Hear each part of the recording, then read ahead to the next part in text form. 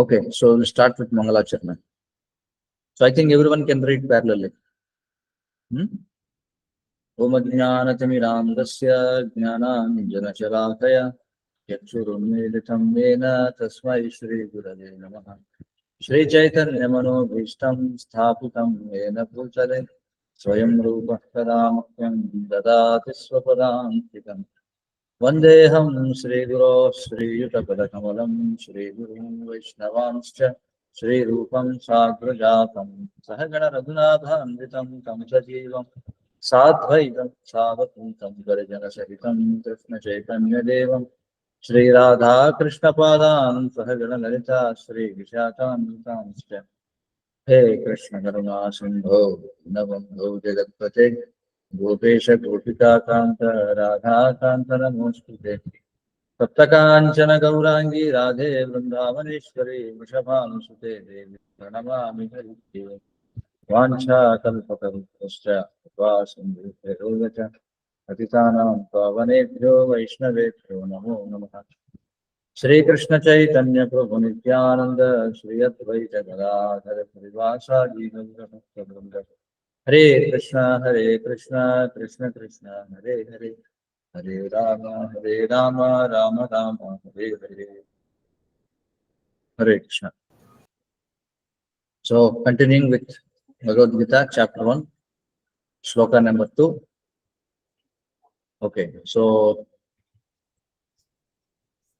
please repeat after me, everyone. Sanjaya Uvacha Sanjaya Uvacha Drishtva tu Pandavanikam Vyudham Duryodhanaha Tada Acharyam Upasangamya Raja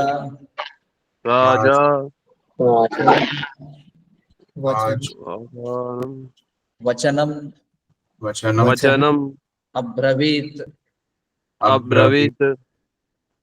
Sanjaya Uvacha. ఇక్కడ మీరు చూసి చదవచ్చు, screen మీద display చేశారు కదా. సంజయ ఉవాచ దృష్ట్వా తు పాండవానీకం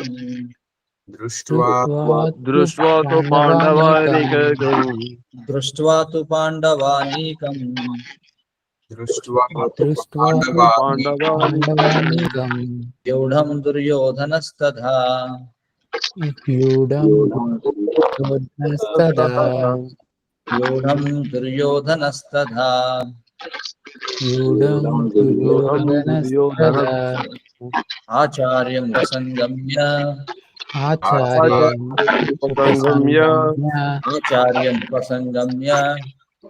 ఆచార్యం ఉపసంగమ్య రాజా వచనమబ్రవీత్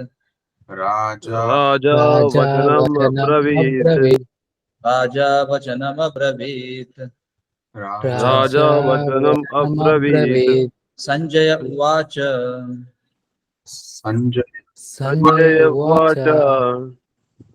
దృష్ట్వా తు పాండవానీకం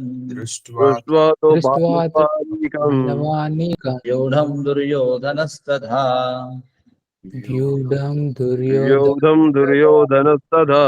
ఆచార్యం ఉపసంగమ్య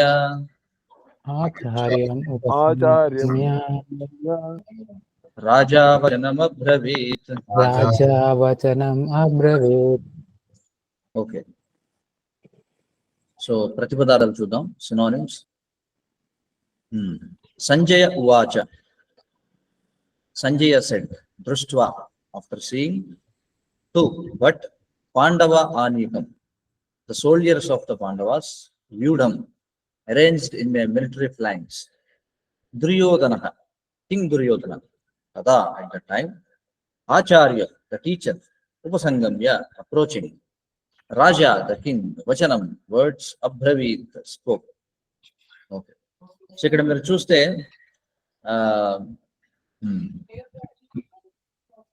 ఫెలాంక్స్ అని చెప్పాను. మిలిటరీ ఫెలాంక్స్ అంటే there are different ways of arranging military అన్నమాట. అంటే దాన్ని వ్యూహం అని చెప్పుకుంటారు, వ్యూహం అని కూడా అంటాం మనం తెలుగులో. పద్మ వ్యూహం వినే ఉంటారు మీరు. పద్మ వ్యూహము అంటే సైన్యం అంతా కూడా ఒక పద్మం ఆకారంలో ఉంటుందన్న, లేదా ఒక శంఖ వ్యూహం అని చెప్పుకుంటారు. శంఖ వ్యూహం అంటే సైన్యం అంతా కూడా ఒక శంఖం ఆకారంలో ఉంటుంది, లేదా రథ వ్యూహం అని చెప్పుకుంటారు, ఒక రథం ఆకారంలో ఉంటుంది. అంటే ఇవన్నీ కూడా ఏంటంటే స్ట్రాటజిక్ అరేంజ్మెంట్స్ అన్నమాట. ఇప్పుడు ఎలాగంటే చూడండి, ఆ సైన్యం అంతా కూడా ముందుకు వెళుతూ ఉంటే ఒక పద్మం వెళుతున్నట్టుగా ఉంటుంది, లేదా ఒక రథం వెళుతున్నట్టుగా ఉంటుంది, లేదా ఒక శంఖం వెళుతున్నట్టుగా ఉంటుంది. ఇవన్నీ కూడా మన వేదిక్ అంటే ఈ ధనుర్వేదంలో భాగం అనమాట. సో చూద్దాం ట్రాన్స్లేషన్ ఏంటో. You can read someone. Translation. Sanjaya said, "O king, after looking over the army arranged in military formation by the sons of Pandu, King Duryodhana went to his teacher and spoke the following words." Yeah. So ఇక్కడ మనం already నిన్న discuss చేసాం ఏమిటంటే Dhritarashtra is not participating in the war. Why? What is the reason? Because he is He's blind. blind. Because he's blind, handicap. Okay, so అతను రాజభవనంలోనే కూర్చుని ఉన్నాడు. But he's very curious అనమాట, చాలా యాంగ్జియస్ గా ఉన్నాడు. ఎందుకని అతను యాంగ్జైటీ? ఎందుకంటే can answer someone why he's anxious? Yeah, because it is certain Pandavas will win. Yeah, of course. But the thing is, he's anxious. Maybe the effect of Kurukshetra, the effect of Dharmakshetra is going to be on his sons. అంటే ఆ ధర్మక్షేత్ర ప్రభావం చేత వారు ఏమన్నా సంధి కుదుర్చుకుంటారేమో, రాజీకి వస్తారేమో అనేటువంటి భయం. ఎందుకంటే అతడు రాజీని కోరుకోవడం, ఏదో ఒక రకంగా యుద్ధం జరిగి తన పుత్రులే యుద్ధంలో గెలిచి వాళ్లే రాజ్యాన్ని ఏలుకోవాలని అనుకుంటున్నాడు. కానీ అతని భయం ఏమిటంటే కృష్ణుడు అంటే మూర్తిభవించినటువంటి ధర్మం, అంటే పెర్సానిఫైడ్ ధర్మ, లార్డ్ కృష్ణ ఇస్ అంటే ఆయన స్వయంగా ఈ యొక్క కురుక్షేత్రంలో ఉన్నాడు. That is one point. మరి ఆయన పాండవుల పక్షంలో ఉన్నాడు. రెండవది ఆ కురుక్షేత్రం యొక్క ప్రభావం. ఎందుకంటే మనం చెప్పుకున్నాం, కురుక్షేత్రం అనేది ఏదో అక్కడ యుద్ధం జరిగింది కాబట్టి అది పాపులర్ అవ్వలేదు. అంతకు ముందు నుంచి అనాది కాలం నుంచి కూడా from time immemorial Kurukshetra is known for Vedic rituals అన్నమాట. ఎంతో మంది అక్కడికి వెళ్ళి తపస్సులు చేస్తుండేవారు. సో ఆ క్షేత్ర ప్రభావం వల్ల బహుశా వాడికి ఏమన్నా వాళ్ళ బుద్ధి మారుతుందేమో అని అతడు భయపడుతూ ఉన్నాడు. ఓకే, సో కాబట్టి ఇక్కడ సంజయుడు చెప్తున్నాడు, Sanjaya is a disciple of Vyasa. వ్యాసదేవుడు అంటే ఎవరు? Again he's incarnation of lord Krishna, కృష్ణుడి యొక్క అవతారం అంటారు. వ్యాస అనే పేరు ఎందుకు వచ్చిందంటే ఆయన ఒకటిగా ఉన్నటువంటి వేదాన్ని he expanded it into various branches అన్నమాట. పూర్వం యజుర్వేదం ఒక్కటే ఉండేది. ఓకే, అయితే ఈ వ్యాసదేవుడు మనం చూస్తే ఆయన ద్వాపర యుగంలో ఆయన ఉద్భవించడం జరిగింది. వ్యాసదేవుడు ఎప్పుడు ఉద్భవించాడంటే ప్రతి యుగానికి కూడా 3 సంధ్యలు ఉంటాయి.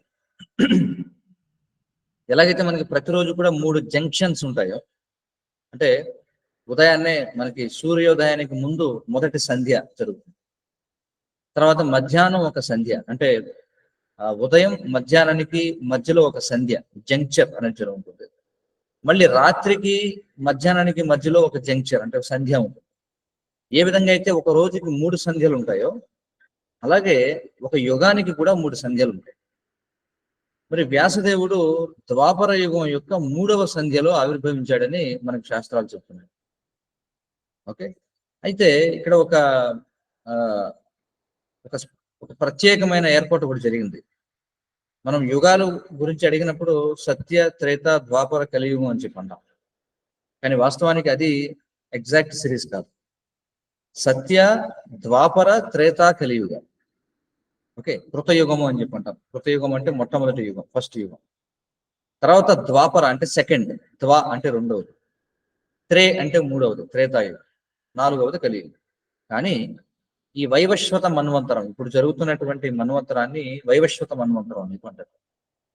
ఈ వైవస్వత మన్వంతరంలో ఏమైందంటే ఎప్పుడైతే కృష్ణుడు అవతరించబోతున్నాడో, చూడండి, కృష్ణుడు బ్రహ్మ యొక్క ఒక రోజులో ఒకసారి అవతరిస్తాడు.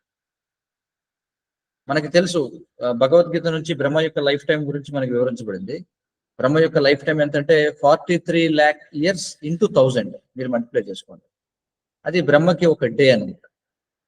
ఓకే, ఆ 43 lakh years into 1000 ఆ టైం పీరియడ్ లో ఒకసారి కృష్ణుడు అవతరిస్తాడు ఈ భూమి మీదకి. ఆయన అవతరించినప్పుడు ఏమవుతుందంటే సెకండ్ ప్లేస్ లో రావాల్సినటువంటి ద్వాపర యుగం థర్డ్ ప్లేస్ త్రేతాయుగంలో వెళ్తుంది. అంటే థర్డ్ ప్లేస్ త్రేతాయుగం స్థానంలో అది వెళుతుంది. సో ఇది ఓవర్లాప్ అవుతుంది.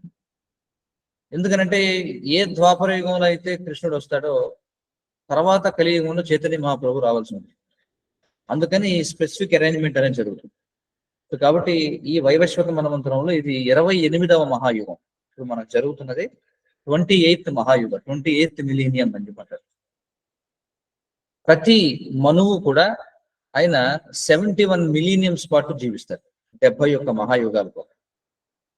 సో ఇప్పుడు మనకి 28th మిలీనియం జరుగుతుంది. ఓకే, ఇందులో ఏమైందంటే స్వాప్ అయిందన్నమాట. అంటే త్రేతాయుగం ముందు వచ్చింది, తర్వాత ద్వాపరయుగం వచ్చింది. కాబట్టి ఈ ద్వాపరం యొక్క 3వ సంధ్యలో వ్యాసదేవుడు పుట్టడం జరిగింది. సో ఆయనకి వ్యాస అనే పేరు ఎందుకు వచ్చిందంటే ఆయన ఒక్కటిగా ఉన్నటువంటి వేదాన్ని అంటే యజుర్వేదాన్ని ఆయన దాన్ని ఎక్స్పాండ్ చేశారు. ఎక్స్పాండ్ చేయడం అంటే డివైడ్ చేశారు. ఎందుకని కలియుగంలో రాబోతున్నటువంటి జనుల యొక్క పరిస్థితిని చూసి వాళ్ళు ముఖ్యంగా కలియుగంలో ఎక్కువగా ఎవరు ఉంటారంటే స్త్రియో వైశ్యస్తథా శూద్ర. చూడండి, త్రయీనాం శృతి గోచర అని చెప్పి చెప్తున్నారు శాస్త్రం. స్త్రీలు, వైశ్యులు, శూద్రులు ఎవరైతే ఉన్నారో వీళ్ళ యొక్క జనాభా ఎక్కువ ఉంటుంది. కాబట్టి వాళ్ళ కోసం ఆయన ఏం చేశారంటే వేదాన్ని 4 భాగాలుగా చేసి మళ్ళీ తర్వాత ఆయన ఈ పురాణాలను తర్వాత ఇతిహాసాలను రాయడం జరిగింది పంచమ వేదంగా. ఓకే, సో వ్యాస అనే పేరు ఎందుకు వచ్చిందంటే వ్యాస అంటే ఎక్స్పాన్షన్ అని అర్థం. Because he expanded the Veda, is known as Vyasa, right? So Sanjaya is a disciple of Vyasadeva. So by the mercy of Vyasadeva he attained one perfection. ఏముంటదంటే అతను ఎక్కడ ఉండైనా సరే వేరే చోట ఎక్కడో జరిగేదాన్ని తన హృదయ టెలివిజన్ లో చూడగలడు. తన హార్ట్ లో ఒక రకమైన టెలివిజన్ లాంటి దాంట్లో అతడు ఎక్కడ జరుగుతుంది ఏమిటి అనేది అంతా చూడగలడు. సో ఆ విధంగా సంజయుడు ధృతరాష్ట్రుని యొక్క రాజభవనంలో కూర్చొని కురుక్షేత్రంలో ఏం జరుగుతుందో అంతా టీవీలో చూసినట్టుగా లైవ్ ఎలా అయితే మనం చూస్తుంటామో అలా లైవ్ చూస్తున్నాడు. చూస్తూ ఏం జరుగుతుందో ఇక్కడ ధృతరాష్ట్రునికి చెప్తున్నాడు. కాబట్టి ఇక్కడ సంజయుడు ఏమంటున్నాడంటే, ఓ రాజా, మరి పాండవుల చేత ఏర్పాటు చేయబడినటువంటి సేనా వ్యూహాన్ని చూసిన తరువాత దుర్యోధనుడు ఏం చేశాడు చూడండి. రాజైన దుర్యోధనుడు, కింగ్ దుర్యోధన అన్నారు. Actually Duryodhana is not a king కదా, కానీ మనం చూస్తాం దాన్ని భాష్యంలో ప్రభుపాద ఎక్స్ప్లెయిన్ చేస్తారు. For the pleasure of Dhritarashtra, ధృతరాష్ట్రాన్ని కొంచెం ఎంకరేజ్ చేయడం కోసం తన పుత్రుడిని కింగ్ అని సంబోధిస్తారు. సో రాజైన దుర్యోధనుడు ఏం చేస్తారట, తన టీచర్ దగ్గరికి వెళ్ళారట. టీచర్ ఎవరు ఇక్కడ? టీచర్ ఎవరు చెప్పగలరు ఎవరైనా? ద్రోణాచార్య. సో ద్రోణాచార్యుడి దగ్గరికి వెళ్ళి ఆయన మాట్లాడుతున్నాడు. ఏం మాట్లాడుతున్నాడు అనేది నెక్స్ట్ శ్లోకాలో చూద్దాం. So you can read purpose. Dhritarashtra was blind from birth. Unfortunately, he was also bereft of spiritual vision. He knew very well that his sons were equally blind in the matter of religion, and he was sure that they could never reach an understanding with the Pandavas, who were all pious since birth. Still, he was doubtful about the influence of the place of pilgrimage, and Sanjaya could understand his motive in asking about the situation on the battlefield. Sanjaya wanted, therefore, to encourage the despondent king and thus assured him that his sons were not going to make any sort of compromise under the influence of the holy place. Sanjaya therefore informed the king that his son Duryodhana, after seeing the military force of the Pandavas, at once went to the commander-in-chief Dronacharya to inform him of the real position. Although Duryodhana is mentioned as the king, he still had to go to the commander on the account of the seriousness of the situation. He was therefore quite fit to be a politician. But Duryodhana's diplomatic veneer could not disguise the fear he felt when he saw the military arrangement of the Pandavas. So కాబట్టి ఈ శ్లోకాస్ లో మనం దుర్యోధను యొక్క రాజనీతిజ్ఞత అర్థం చేసుకోవచ్చు అనమాట. Diplomatic veneer అని చెప్పాలి. Duryodhana is a very good politician చెప్పాలి. సో పొలిటికల్ లీడర్స్ యొక్క బిహేవియర్ ఎలా ఉంటుందో మనం దుర్యోధను నుంచి చూడొచ్చు. సో ఇక్కడ చెప్పారు ధృతరాష్ట్ర అతను పుట్టుకతో గుడ్డివాడు, కానీ దురదృష్టవశాత్తు అతనికి ఆధ్యాత్మిక దృష్టి కూడా లేదు. తన పుత్రులు కూడా అతనితో సమానంగా ధర్మం విషయంలో గుడ్డివాళ్ళు నిలుపుకుంటున్నారు. అందుచేత వాళ్ళు పాండవులతో ఎప్పటికీ కూడా సంధి కుదుర్చుకోలేరు. కానీ పాండవులు చూస్తే వాళ్ళు జన్మతః చాలా పుణ్యాత్ములని. ఎందుకంటే మనకు తెలిసిన విషయమే, పాండవులు they are not ordinary people, ordinary human beings. వాళ్ళందరూ కూడా దేవతల యొక్క అంశాలు అన్నమాట. మరి ధృతరాష్ట్రుడు ఎవరి యొక్క అంశుడు? యుధిష్ఠిరుడు ఎవరి యొక్క అంశ? ధర్మరాజు యొక్క అంశ, రైట్. అలాగే అర్జునుడు ఇంద్రుడు, భీముడు వాయు, అలాగే మరి నకుల సహదేవులు అశ్విని దేవుడు. అశ్విని కుమారులు అంటే వాళ్ళు దేవతల యొక్క వైద్యులు కదా, ఫిజిషియన్స్ అన్నమాట, డెమిగాడ్స్, దేవతల యొక్క వైద్యులు వాళ్ళు. సో వీళ్ళంతా సాధారణమైనటువంటి మనుషులు కాదు, వాళ్ళంతా కూడా ధర్మాత్ములు. ఎందుకంటే దేవతలంటేనే వాళ్ళు ధర్మాన్ని ఆచరించేవాళ్ళు. సో అందుచేత వాళ్ళు అధర్మంలోకి ఇప్పుడు కూడా వెళ్ళారు. మనం మహాభారతంలో చూస్తే ఈ యొక్క కౌరవులందరూ కూడా ఎవరెవరి యొక్క అంశాలు చూడండి. ఈవెన్ కౌరవులు కూడా కొంతమంది యొక్క అంశాలు. ఉదాహరణకి దుర్యోధనుడు మనం చూస్తే అతడు కలి యొక్క పాక్షిక expansion. Duryodhana is the partial expansion of కలి, పర్సానిఫైడ్ కలి. రాబోయే కలియుగానికి అతడు ఒక పార్షియల్ ఎక్స్పాన్షన్ గా మనం చెప్పుకోవాలి. కాబట్టి ఇక్కడ మనం చెప్పుకున్నట్టుగానే ధృతరాష్ట్రుడు కొంచెం సందేహంగా ఉన్నాడు, ఒకవేళ ఉన్న ఆ ధర్మక్షేత్రం యొక్క ప్రభావం పడుతుందేమో అని. అందుచేతనే అతడు అడుగుతున్నాడు, ధర్మక్షేత్రం అయిన కురుక్షేత్రంలో సమావేశమైన తర్వాత ఏం చేశారు? ఏం చేస్తారు? యుద్ధమే కదా చేస్తారు. ఎందుకలా అడిగాడంటే దట్ ఈస్ ద రీజన్. ఎందుకంటే అతను సందేహంలో ఉన్నాడు.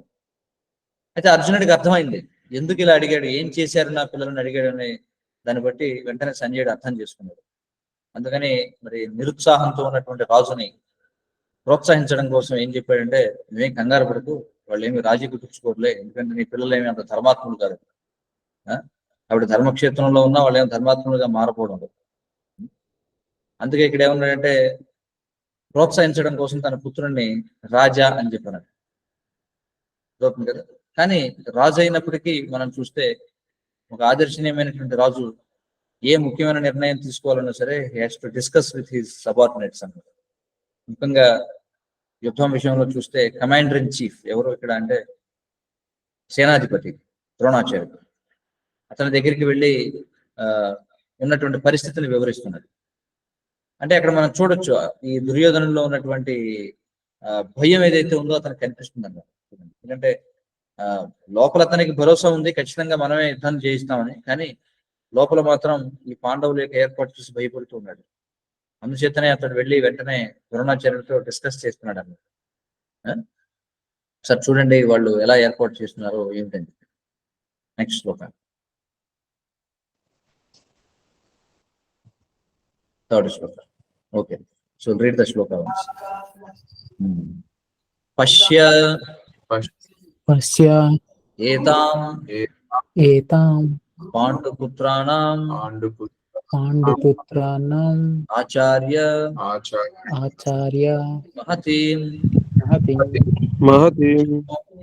మహతీం చమూం వ్యూఢం ద్రుపదపుత్రేణ తవ శిష్యేణ ధీమతా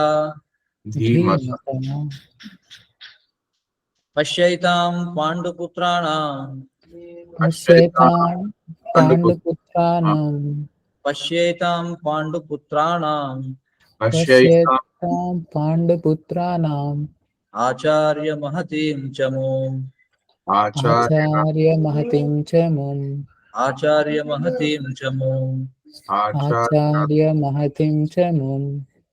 వ్యూఢం ద్రుపదపుత్రేణ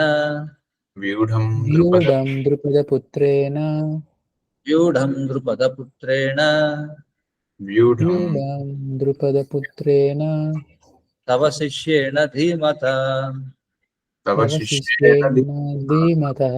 తవ శిష్యేణ ధీమత తవ శిష్యేన ధీమతా ధీమతః పశ్యైతాం పాండుపుత్రాణం పశ్యైతాం పశ్యేతాం పాండుపుత్రాణాం ఆచార్య మహతీం చమూం ఆచార్య ఆచార్య మహతిం చ ముం వ్యూఢం ద్రుపదపుత్రేణ వ్యూఢం ద్రుపదపుత్రేణ తవ శిష్యేణ ధీమత. తవ తవ శిష్యేన శిష్యేన ధీమతః. ఓకే, సో సినానిమ్స్ చూస్తే పశ్య అంటే బిహోల్డ్ అంటే చూడు అని చెప్పంటున్నాడు. బిహోల్డ్ అంటే ప్లీజ్ సీ అని చెప్పడం. ఏతాం అంటే దిస్ పాండు పుత్రాణం of the sons of Pandu. ఆచార్య అంటే ఓ టీచర్. మహతీం అంటే గ్రేట్. చమూం అంటే మిలిటరీ ఫోర్స్.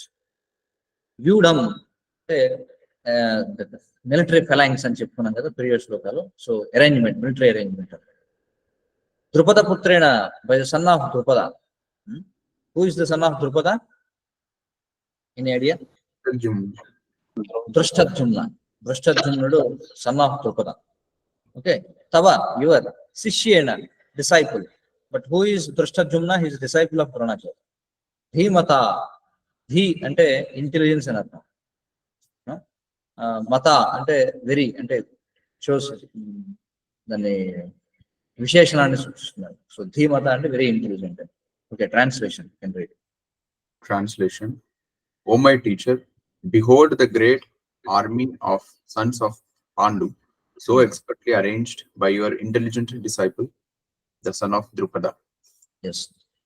సో ఇక్కడ అడుగుతున్నాడు అనమాట, ఓ మై టీచర్ అంటూ ఆచార్య, చూడండి ఈ పాండవుల చేత ఏర్పాటు చేయబడినటువంటి సైన్యాన్ని ఎవరు ఏర్పాటు చేశారో తెలుసా మీకు? మీ శిష్యుడే, మీ తెలివైనటువంటి శిష్యుడు. ఎవరు? ద్రుపదుని యొక్క పుత్రుడు దృష్టద్యుమ్నుడు అరేంజ్ చేశాడు అని చెప్పి అంటాడు. యా, సో భాషను చదువు. Perfect. Purport. Duryodhana, a great diplomat, wanted to point out the defects of Dronacharya, the great Brahmana commander-in-chief. Dronacharya had some political quarrel with King Drupada, the father of Draupadi, who was Arjuna's wife. As a result of this quarrel, Drupada performed a great sacrifice by which he received the benediction of having a son who would be able to kill Dronacharya. Dronacharya knew this perfectly well, and yet as a liberal Brahmana, he did not hesitate to impart all his military secrets when the son of Drupada, Drishtadyumna, was entrusted to him for military education. Now, on the battlefield of Kurukshetra, Drishtadyumna took the side of the Pandavas, and it was he who arranged for their military phalanx. After having learned the art from Dronacharya, Duryodhana pointed out this mistake of Dronacharya's so that he might be alert and uncompromising in fighting. By this, he wanted to point out also that he should not be similarly lenient in the battle against the Pandavas, who were also Dronacharya's affectionate students. Arjuna especially was his most affectionate and brilliant student. Duryodhana also warned that such leniency in the fight would lead to defeat. So ఇక్కడ మనం చూస్తే ద్రుపద అలాగే ద్రోణాచార్య ఇద్దరు కూడా బాల్య స్నేహితులు. వాళ్ళిద్దరూ కూడా ఒకే గురువు దగ్గర విద్యను అభ్యసించారు.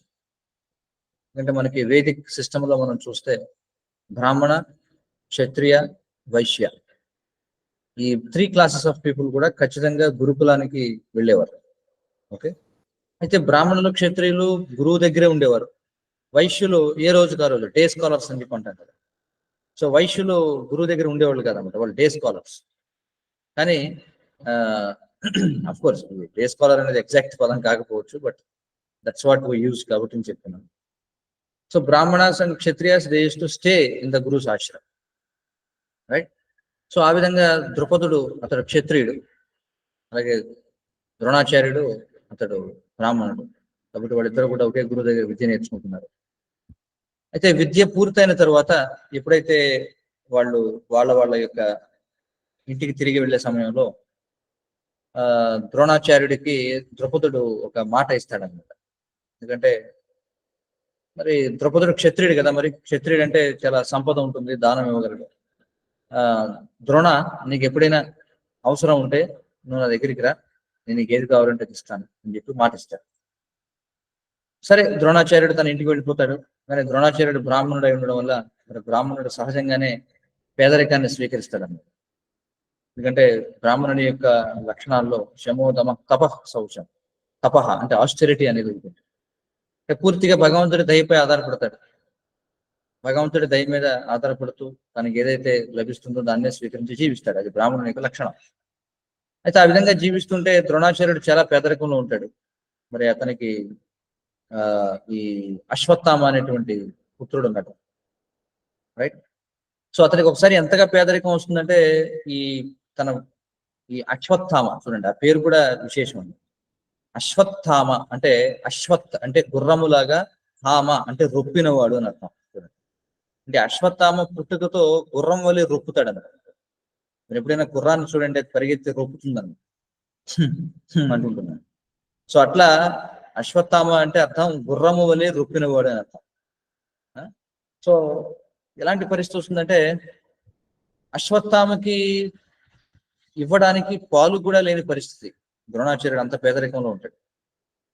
మరి పిల్లలందరూ కూడా ఆడుకుంటూ ఉంటే మరి అశ్వత్థామకి ఏం చేస్తారంటే పాలు లేకపోతే నీళ్లలో పిండి కలిపి, పిండి కలిపితే తెల్లగా అవుతుంది కదా, ఆ పిండి కలిపిన నీళ్లు పట్టించేవాడు అన్నమాట పాలు అని చెప్పి. చూడండి అంత పేదరికంలో ఉండేవాడు. మరి మిగతా పిల్లలందరూ కూడా ఏడిపిస్తూ ఉండేవారు అనమాట. చూడు అశ్వత్థామ, మీ నాన్న నీకు పిండి కలిపిన నీళ్లు పట్టిస్తున్నాడు, అది పాలు కాదు. సో ఇలాంటి పరిస్థితుల్లో ద్రోణాచార్యుడు ఏం చేస్తారంటే తన బాల్య స్నేహితుడైనటువంటి ద్రుపదుడు ఇచ్చినటువంటి మాట గుర్తొస్తుంది. ద్రుపదుడి దగ్గరికి వెళతాడు. ద్రుపదుడి దగ్గరికి వెళ్ళి, ఓ ద్రుపద, నీకు గుర్తుందా, మన ఇద్దరం కూడా బాల్య స్నేహితులం, మరి నాకు ఇప్పుడు అవసరం వచ్చి నేను దగ్గరికి వచ్చానంటే ద్రుపదుడు ధన దుర్మదాంతకారంతో, అంటే ధనం వల్ల, సంపద వల్ల ఏర్పడినటువంటి గర్వంతో ఏమంటాడంటే, అప్పుడేదో నేను ఏదో మాట ఇస్తే ఇచ్చి ఉండొచ్చు, అయినా నాకు గుర్తులేదు నేను ఇచ్చానో లేదో, అయినా నీలాంటి పేదవాడికి సంపన్నుడైనటువంటి నాకు, మన ఇద్దరికి ఏమిటి స్నేహం, మన ఇద్దరికి ఎలాంటి స్నేహం లేదు, నువ్వు అవతలకు పోమని చెప్పి అవమానిస్తాడు. సో అలా అవమానించినందుకు గాను మరి అతడు ప్రతీకారం తీర్చుకోవాలనుకుంటాడు. ఎవరు? ద్రోణాచార్యుడు. సో తర్వాత అతను పేదరికంతో అటు ఇటు తిరుగుతూ ఉంటే మొత్తానికి ఈ అతడు మొత్తానికి పాండవుల రాజ్యానికి చేరుకుంటాడు. పాండవుల రాజ్యంలో అప్పటికే భీష్ముడు పాండవులకు ఎవరైనా ఒక మంచి ధనుర్వేదంలో ఆచార్యుడు ఉంటే ఇంకా హయ్యర్ లెసన్స్ చెప్పించాలనుకుంటాడు. అంటే అప్పటికే కృపాచార్యుడు ఉన్నారు కదా, కృపాచార్యుడు, కృప అండ్ కృపి అనేవాళ్ళు ఇద్దరు సోదర సోదరీమణులు. వాళ్ళు ఒక ఋషికి జన్మిస్తారు. అయితే మొత్తానికి వారిని భీష్ముడే వారిని చేరదీసి వారిని పెంచుతాడు అనమాట, కృప అండ్ కృపి. సో అందులో కృపాచార్యుడు కూడా, కృపాచార్యుడు ఈ కౌరవులకు పాండవులకు, అంటే అప్పటికి వాళ్ళు ఇంకా ఇద్దరుగా డివైడ్ అవ్వలేదు, సో కౌరవులు అని చెప్పుకోవాలి. వాళ్ళందరికీ కూడా బాల్యంలో వాళ్ళకి పాఠాలు చెప్తూ ఉంటాడు. అయితే భీష్ముడు అనుకుంటాడు, సరే వీళ్ళకి ఇంకా హయ్యర్ లెసన్స్ చెప్పించాలి, ధనుర్వేదంలో శిక్షణ ఇప్పించాలి, ఎవరైనా మంచి గురువు దొరికితే బాగుండని వెతుకుతున్న సమయంలో మొత్తానికి ఆ రాజ్యానికి ద్రోణాచార్యుడు వస్తాడు. వచ్చి ద్రోణాచార్యుడు ఒకసారి ఈ కౌరవులు పాండవులు అందరూ కలిసి ఆడుకుంటూ ఉంటే బంతి ఒక బావిలో పడిపోతున్నారు. బావిలో బంతి పడిపోయింది, ఎలా తీయాలని వాడు ఆలోచిస్తుంటే ఆ సమయానికి ద్రోణాచార్యుడు వస్తాడు. అక్కడికి వచ్చి ఆయన తన యొక్క యుద్ధ కౌశలంతో, ఎక్స్పర్టైజ్ తో మొత్తానికి ఏం చేస్తారంటే ఆ బంతిని బయటకు తీస్తాడు. ఈ విషయం భీష్ముడికి తెలియజేస్తారు ఈ పాండవులందరూ కూడా. సో పాండవుడు మొత్తానికి ద్రోణాచార్యుడికి నీకు కావాల్సిన సంపదలను ఇస్తాను, నువ్వు ఇక్కడే ఉండి నువ్వు కృపాచార్యుని యొక్క సోదరి కృపిని వివాహం చేసుకోమని చెప్పి అంటాడు. మొత్తానికి ఇదంతా కూడా జరుగుతుంది. అంతకుముందే బహుశా వివాహం అయిపోతుంది అక్కడికి. సో మొత్తానికి వీళ్ళకి విద్య నేర్పిస్తాడు ద్రోణాచార్యుడు. యుద్ధ విద్యనని కూడా నేర్పించిన తర్వాత ఎప్పుడైతే గురుదక్షిణ ఇవ్వాల్సిన పరిస్థితి వస్తుంది, ఎందుకంటే గురువు దగ్గర విద్య నేర్చుకున్న తర్వాత గురుదక్షిణ ఇవ్వాలి. సో గురుదక్షిణగా ఏం కావాలని అడిగితే ద్రోణాచార్యుడు ఏమంటాడంటే, నాకు నేను ద్రుపదుడికి బుద్ధి చెప్పాలనుకుంటున్నాను, ఎందుకంటే ద్రుపదుడు నన్ను అవమానించాడు, కాబట్టి ద్రుపదుడిని బంధించి తీసుకురమ్మని అడుగుతారు. సో ముందుగా కౌరవులు వెళతారు, దుర్యోధనుడు అతని యొక్క సోదరులందరూ వెళతారు. కానీ ద్రుపదుని యొక్క రాజ్యంలో ఉన్నటువంటి పౌరులే తిప్పి కొడతారు. చూడండి అంత పవర్ఫుల్ అనమాట ద్రుపదుని రాజ్యంలోకి వెళితే ఆ రాజ్యంలో ఉన్న సాధారణ జనులు కౌరవులను తిప్పి కొడతారు. వెనక్కి తిరిగి వచ్చేస్తారు. తర్వాత మళ్ళీ పాండవులు వెళతారు. వెళ్ళి మొత్తానికి యుద్ధం చేసి ఆ ద్రుపదుడిని ఈడ్చుకు వచ్చి ద్రోణాచార్యుడి కాళ్ళ మీద పడేస్తారు. ఇప్పుడు ద్రోణాచార్యుడు ఏం చేస్తారంటే, మరి ద్రౌపదుడు వచ్చి కాళ్ళ మీద పడ్డాడంటే అతని యొక్క రాజ్యం ద్రోణాచార్యునికి వశమైపోయినట్టే కదా, అంతే కదా. ఎందుకంటే ఇప్పుడు ద్రౌపదుడిని ఓడించాడు ద్రోణాచార్యుడు, కాబట్టి ద్రౌపదుని యొక్క రాజ్యం అంతా కూడా ఇప్పుడు ద్రోణాచార్యుడు. కానీ ద్రోణాచార్యుడు ఏం చేస్తారంటే, సరే నువ్వు మన స్నేహాన్ని మర్చిపోయి ఉండొచ్చు, కానీ నేను నీ స్నేహాన్ని కోరుకుంటున్నాను. కానీ స్నేహం అనేది ఇద్దరు సమవుజ్జీల మధ్య జరగాలి. అందుచేత మరి ఇప్పుడు నువ్వు ఏమీ లేని పేదవాడివి, నేను రాజ్యానికి నేను యజమానిగా ఉన్నాను, కాబట్టి నేను నీతో స్నేహం చేయాలనుకుంటున్నాను, కాబట్టి నేను సంపాదించిన రాజ్యంలో నీకు సగభాగం ఇస్తానని చెప్పి ద్రౌపదుడి దగ్గర నుంచి తీసుకునేటువంటి రాజ్యంలోనే మళ్ళీ సగభాగం ద్రౌపదునికి వచ్చి నువ్వు వెళ్ళి సుఖంగా జీవించు, మన ఇతను స్నేహితులుగా ఉందామని చెప్తాడు. కానీ మరి చూస్తే క్షత్రియునికి అపకీర్తి అనేది మరణాది తిరుచ్యతే అన్నారు. మరణం కంటే కూడా దారుణమైనటువంటి. క్షత్రియుడు ఎలా పరిగణిస్తారంటే చనిపోవడానికి కూడా ఇష్టపడతాడు, కానీ అపకీర్తి పాలవడానికి మాత్రం ఇష్టపడాడు. సో ఆ విధంగా అవమానించినట్టుగా భావించి ద్రౌపదుడు వెళ్ళి ఒక ఘోరమైనటువంటి తపస్సు చేస్తాడు. శివుణ్ణి మెప్పించి ఒక ఘోరమైనటువంటి తపస్సు చేస్తాడు. తపస్సు చేస్తే ఆ యజ్ఞగుండం నుంచి ద్రౌపది పుడుతుంది. ద్రౌపది ఆ విధంగా యజ్ఞం నుండి పుట్టినటువంటి.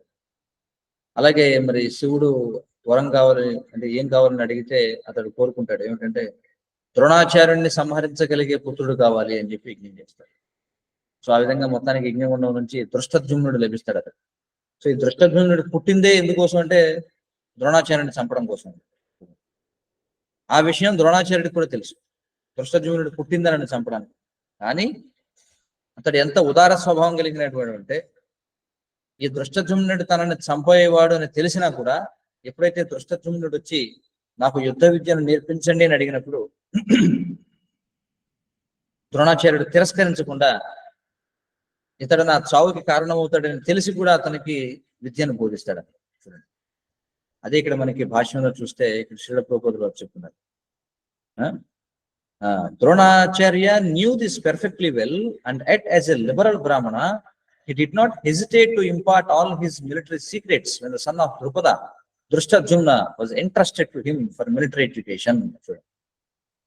So that is Brahmana అంటే అంటే సత్యసంధత అనేటువంటిది మనం చూడొచ్చు, రైట్. సో కాబట్టి ఇదంతా హిస్టరీ, దాని గురించి నేను మీకు ఇక్కడ బ్రీఫ్ గా ఎక్స్ప్లెయిన్ చేశారు, but this is the story, actual story. Okay, ఇప్పుడు మరి దృష్టద్యుమ్నుడు ఎందుకంటే అతడు పుట్టినదే ద్రోణాచార్యుడిని చంపడం కోసం. మరి ద్రోణాచార్యుడు ఇప్పుడు కౌరవుల పక్షాన ఉన్నాడు, so he has to take the opposite party. So కాబట్టి పాండవుల యొక్క పక్షంలో చేరతాడు దృష్టద్యుమ్నుడు. ఇప్పుడు ఈ దృష్టద్యుమ్నుడు ఏం చేస్తారంటే పాండవుల పక్షాన్ని తీసుకొని అతడు సేనాధిపతిగా ఉంటాడండి. పాండవులు ఉండి పాండవుల యొక్క సేనా వ్యూహాన్ని అంటే మిలిటరీ ఫెలాంక్స్ అంతా కూడా అరేంజ్ చేస్తాడు. మరి ఈ మిలిటరీ ఫెలాంక్సెస్ అన్ని ఎలా అరేంజ్ చేయాలనేటువంటి ఆర్ట్ని ఎవరి దగ్గర నేర్చుకున్నాడంటే ద్రోణాచార్యుడి దగ్గర నేర్చుకున్నాడు. ఈ విషయం దుర్యోధనుడికి తెలుసు, అందుకే ఇక్కడ ఎత్తి పొడుస్తున్నాడు అన్నమాట. చూడండి, అదే డిప్లొమసీ అని చెప్పుకున్నాం. దుర్యోధన డిప్లొమసీ ఏమిటంటే, చూడు నాయనా, నువ్వు ఎంతో ఉదార స్వభావం గలవాడివి, నిన్ను చంపుతాడని తెలిసినా కూడా నువ్వు దృష్టద్యుమ్నుడి మీద జాలి చూపించావు, నువ్వు అది తప్పు చేసావు, నువ్వు మళ్ళీ ఆ విధమైన తప్పు చేయకు, ఎందుకంటే నీకు పాండవుల మీద కూడా ఎఫెక్షన్ ఉందనే విషయం నాకు తెలుసు. అప్పుడు దృష్టద్యుమ్నుడి మీద ఎఫెక్షన్ చూపించినట్లుగా మళ్ళీ పాండవుల మీద కూడా ఎఫెక్షన్ చూపిస్తావేమో. ముఖ్యంగా నీకు అర్జునుడు అంటే చాలా ఇష్టం కదా, ఎందుకంటే మరి అర్జునుడే కదా ద్రౌపదుడిని తీసుకొచ్చి నీ కాళ్ళ మీద పడేశాడు. కాబట్టి దయచేసి నువ్వు ఈసారి ఆ విధమైన పక్షపాతాన్ని చూపించొద్దు. ఆ విధంగా పక్షపాతం చూపామనుకో మనం ఓడిపోవలసి ఉంటుంది. అది ఇక్కడ భాష్యం అన్నమాట. ఓకే, నెక్స్ట్ శ్లోకం.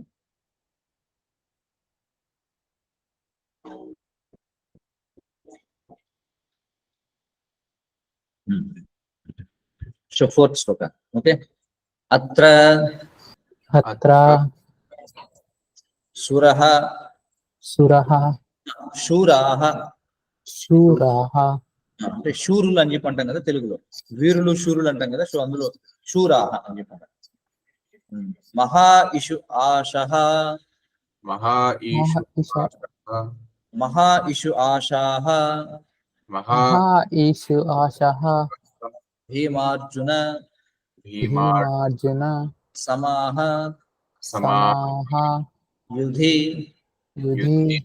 యుయుధానః युधानः विराटः विराटः च च द्रुपदः द्रुपदः च च महारथः महारथः अत्र शूरा महेश्वास अत्र शूरः महेश्वास अत्र शूरा महेश्वास अत्र शूरा महेश्वास भीमार्जुन समायुधि भीमार्जुन समायुधि भीमार्जुन समायुधि भीमार्जुन समायुधि युयुधानो विराटश्च युधानो विराटश्च युयुधानो विराटश्च युधानो विराटश्च द्रुपदश्च महारथः द्रुपदश्च महारथः द्रुपदश्च महारथः द्रुपदश्च महारथः अत्र शूरा महेश्वास अत्र शूरा महेश्वास भीमार्जुन समायुधि भीमार्जुन समायुधि युयुधानो विराटश्च युधानो विराटश्च द्रुपदश्च महारथः. द्रुपदश्च महारथः. ఓకే, సో ప్రతిపదార్థాలు చూస్తే అత్ర అంటే హియర్ ఇక్కడ, శూరాహ అంటే సూరులు అంటే వీరులు అన్నమాట. మహేశ్వాస, మహేశ్వాస అనే పదాన్ని 3 పదాలు ఉన్నాయి అందులో. మహా ఇషు ఆసాహ అని. అంటే మహా అంటే గొప్ప, ఇషు ఇషు అంటే ధనస్సు బాణం అని అర్థం. ఆసాహ అంటే చాలా సులభంగా చేయగలిగినటువంటి వాళ్ళు, అంటే గొప్ప విలుకాళ్ళు అని అర్థం. అంటే భీమార్జున టు భీమా అంటే భీమార్జునులతో సమాహ సమానమైనటువంటి యుధి అంటే యుద్ధంలో. యుయుధాన ఇంకెవరెవరు ఉన్నారట? యుయుధానుడు ఉన్నాడట, విరాటుడు ఉన్నాడు, అలాగే ద్రుపదుడు ఉన్నాడు, ఇంకా మహారథాహ చాలా గొప్ప గొప్ప.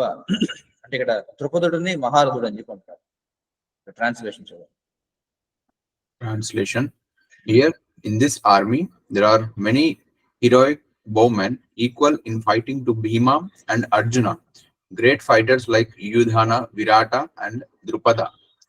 ఓకే, సో ఇప్పుడు మనకి దుర్యోధనుడు పాండవుల పక్షంలో ఎవరెవరైతే ఉన్నారో ఫైటర్స్ వాళ్ళందరి గురించి కూడా తెలియజేస్తున్నారు. ఎవరెవరు ఉన్నారట అక్కడ అంటే మనకు తెలిసిందే, Bhima and Arjuna they are heroic bowmen. కానీ వాళ్లతో సమానమైనటువంటి ఎంతో మంది ఉన్నారట. ఎవరెవరు వాళ్ళు? Great fighters like Yudhana, Virata and Drupada అని చెప్పుకుంటున్నారు. ఓకే, సో ఇక్కడ చూస్తే ఓకే పర్పట్ చదవండి. Even though Drishtadyumna was not a very important obstacle in the face of Dronacharya's very great power in the military art, there were many others who were causes of fear. They are mentioned by Duryodhana as great stumbling blocks on the path of victory, because each and every one of them was as formidable as Bhima and Arjuna.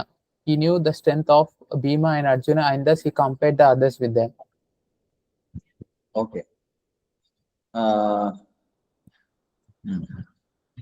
ఇక్కడ మనం చూస్తే ఇక్కడ ఉన్నటువంటి heroes గురించి ఇక్కడ వివరిస్తున్నాడు. ఇక్కడ ఏమంటున్నాడు చూడండి. Even though Dhrishtadyumna was not a very important obstacle in the face of Dronacharya's very great power in the military art, there were many others who were causes of fear. Okay సరే, దృష్టద్యుమ్నుడు ద్రోణాచార్యుడి ముందు అంత గొప్ప బలం కలిగిన వాడు కాకపోవచ్చు, కానీ భయపడడానికి కారణంగా ఉన్నటువంటి ఇతరులు ఉన్నారు. వాళ్ళందరి యొక్క పేర్లు ఇక్కడ చెప్పబడింది. ఇందులో మీరు చూస్తే ఫైటర్స్ లైక్ యుయుధాన అని చెప్పి చెప్పబడింది. యాక్చువల్గా యుయుధానకి మరొక పేరు ఏమిటంటే సాత్యకి అని చెప్పి అంటారు ఇతను. ఓకే, ఇతను యాక్చువల్గా వచ్చి మనం చూస్తే ఇతడు వృష్ణి వంశానికి చెందినటువంటి వాడు. వృష్ణి వంశం అంటే మనకు తెలుసు, ఎప్పుడైతే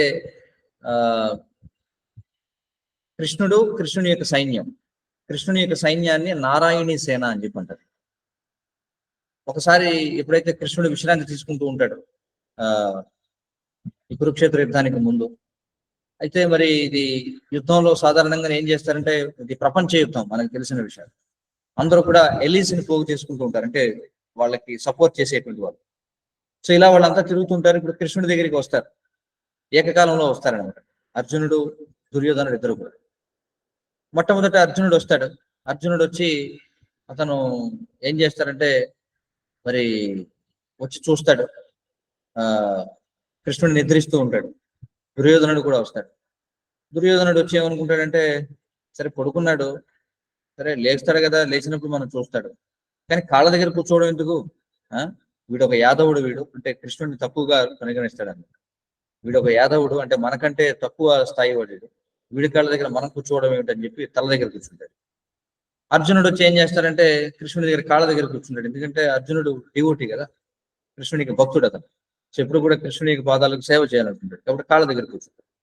ఎప్పుడైతే కృష్ణుడు నిద్ర నుంచి లేచి, అంటే కృష్ణుడికి అంతా తెలుసు, కృష్ణుడి యొక్క నిద్ర అది యోగ నిద్ర అన్నమాట, మనలాంటి నిద్ర కాదు. మనం నిద్రపోతే ఏం జరుగుతుందో మనకు తెలియదు, మనం గురక పెడుతూ ఉంటాం. మన నిద్ర అంతా కూడా తమో గుణం అనమాట. నిద్రపోతే లేచి మళ్ళీ వెంటనే స్నానం చేయాలి, అది మన పరిస్థితి. కానీ కృష్ణుని యొక్క నిద్ర యోగ నిద్ర. యోగ నిద్ర అంటే యోగా అంటే కనెక్షన్, అంటే even though he sleeping, he's connected with this world. What ever is happening, he knows everything. మరి కృష్ణుని యొక్క నిద్ర అది దివ్యమైనది, ట్రాన్సెండెంటల్ ఉన్నది, భౌతికమైనది కాదు. మరి కృష్ణుడు ఎప్పుడైతే మనం గురక పెడితే అర్థం లేని శబ్దం వస్తుంది, ఇతరులకి అంత డిస్ట్రాక్షన్, అదంతా కూడా మనకి అంతరాయంగా ఉంటుంది. కానీ నారాయణుడు ఎప్పుడైతే యోగ నిద్రలో ఉంటాడో ఆయన శ్వాస విడిచినప్పుడు వచ్చే శబ్దం వేదం అన్నమాట. చూడండి హౌ ట్రాన్సెండెంటల్ కృష్ణ ఇస్. ఎప్పుడైతే మన శ్వాస వదులుతున్నప్పుడు, గురక పెట్టకపోయినా సరే శ్వాస వదిలినప్పుడు శబ్దం వస్తుంది కదా, మనం చాలా గాఢ నిద్రలో ఉన్నప్పుడు శబ్దం వస్తుంటుంది, మన శ్వాస తీసుకోవడం వదలడం. మరి ఎప్పుడైతే నారాయణుడు శ్వాస వదులుతాడో అదే వేదం అన్నమాట. వేద మంత్రాలు ఎంత చక్కగా ఉంటాయి వినడానికి. సో కృష్ణుడి శ్వాస వదిలినప్పుడు ఆ వేదమే ఉద్భవిస్తుంది ఆయన యొక్క నాసికం. ఓకే, సో అయితే కృష్ణుడు కళ్ళు తెరిచి చూడగానే అర్జునుడు కనిపిస్తాడు. ఎందుకంటే కళ్ళు తెరిచి చూడగానే కాళ్ళ దగ్గర కనిపిస్తాడు కదా అర్జునుడు. ఓ అర్జున, నువ్వు వచ్చావా? ఓ వండర్ఫుల్, ఏమిటి, ఏం కావాలో అడుగు అని చెప్పుకుంటాడు. ఈ లోపల చూడగానే దుర్యోధనుడు తల దగ్గర ఉంటాడు. ఓ దుర్యోధన, నువ్వు కూడా వచ్చావా? ఫైన్, ఏమిటి ఇద్దరు వచ్చారు ఇక్కడికి, ఏమిటి? సో దుర్యోధనుడు అడుగుతాడు, ఏమిటంటే కృష్ణ నీకు తెలిసిందే, ఇప్పుడు మరి యుద్ధం జరగబోతుంది కదా, మరి దాని గురించి వచ్చామని చెప్పాను. అర్జునుడు కూడా, అవును నేను కూడా దానికోసం వచ్చాను. సరే కృష్ణుడు ఏమిటంటే, సరే నేను ముందు అర్జునుడిని చూశాను కదా, చూడండి అర్జునుడి కంటే ముందే వస్తాడు దుర్యోధనుడు, కానీ వచ్చి గర్వంతో తల దగ్గర కూర్చోవడం వల్ల కృష్ణుడు ముందు దుర్యోధనుడిని చూడడం. సరే కృష్ణుడు ఏమిటంటే, సరే ఏమైనప్పటికీ నేను అర్జునుడిని చూశాను కదా ముందు, అర్జున నీకేం కావాలో అడుగు, కానీ ఒకటే మాట చెప్తున్నాను, నేను మాత్రం యుద్ధంలో పాల్గొను, ముందే చెప్పేస్తున్నాను. ఎందుకంటే మీరిద్దరు కూడా నాకు కావాల్సిన వాళ్ళే, కాబట్టి నేను ఎవరి పక్షాన్ని వహించాలనుకోవడం, నేను యుద్ధంలో పాల్గొను, ఈ విషయం ముందే చెప్తున్నాను. ఇప్పుడు మీకు ఏం కావాలో అడగండి. సో అర్జునుడు ఏమంటాడంటే, సరే అయితే ఈ లోపే ముందే అర్జునుడికి అవకాశం ఇచ్చాడు కదా అని చెప్పి దుర్యోధనుడు, ఒకవేళ వీడేమన్నా కృష్ణుని యొక్క సైన్యాన్ని కావాలని అడుగుతాడేమో అని లోపల భయపడుతూ ఉంటాడు దుర్యోధనుడు.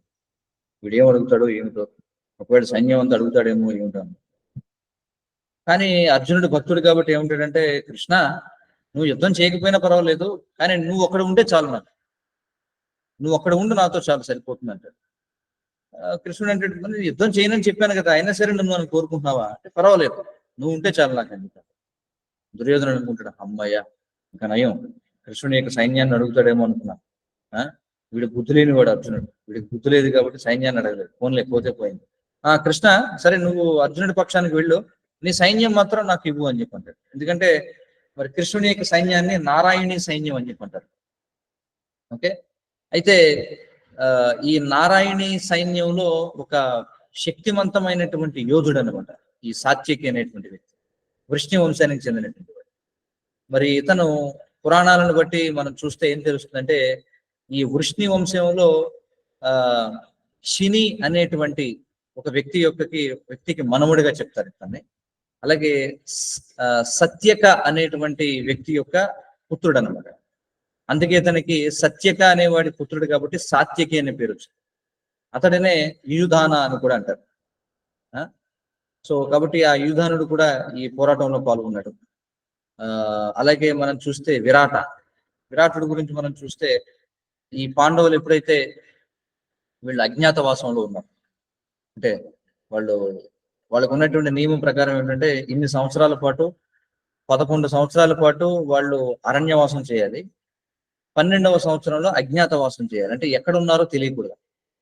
ఒకవేళ తెలిసిపోతే అంటే దొరికిపోతే ఆ 12వ సంవత్సరంలో మళ్ళీ 12 ఏళ్ల పాటు మళ్ళీ వెళ్ళి వాళ్ళు వనవాసం చేయాలనేది ఒక కండిషన్. ఆ కండిషన్ మీద వాళ్ళు రాజ్యాన్ని అన్నింటిని విడిచిపెట్టి వెళ్ళిపోతారు.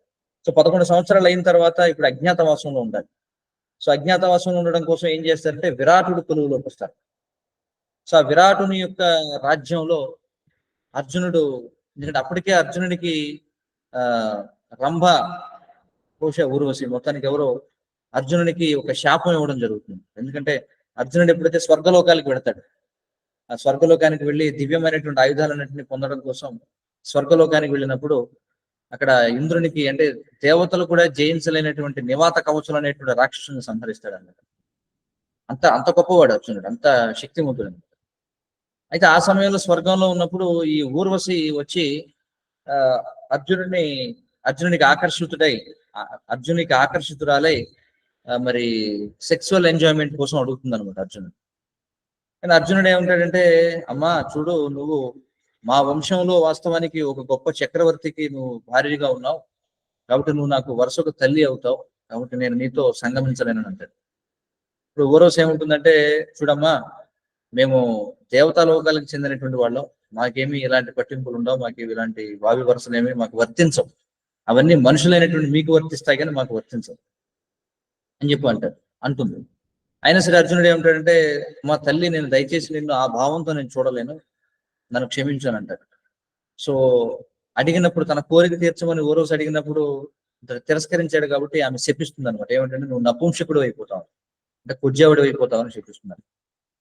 సో ఆ శాపాన్ని అర్జునుడు ఈ అజ్ఞాతవాసం గడపాల్సిన సమయంలో వాడుకుంటాడు.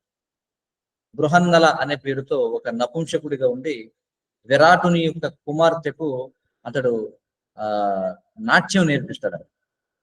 ఎందుకంటే స్వర్గలోకంలో ఉన్నప్పుడు అర్జునుడు అక్కడ గంధర్వ విద్యను కూడా నేర్చుకుంటాడు, ఎలా పాడాలి, ఎలా నృత్యం చేయాలి, ఇవి కూడా నేర్చుకుంటాడు. ఎందుకంటే అదే భవిష్యత్తులో ఉపయోగపడుతుంది.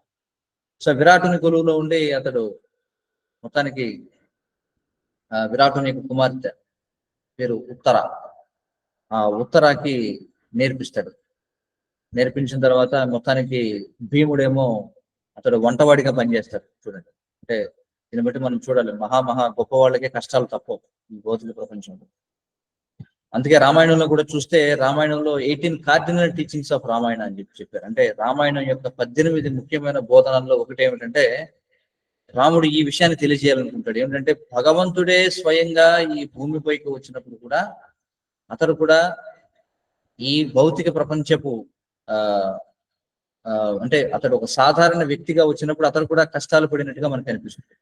రాముడు అంతటి వాడికి కష్టాలు తప్పలేదు.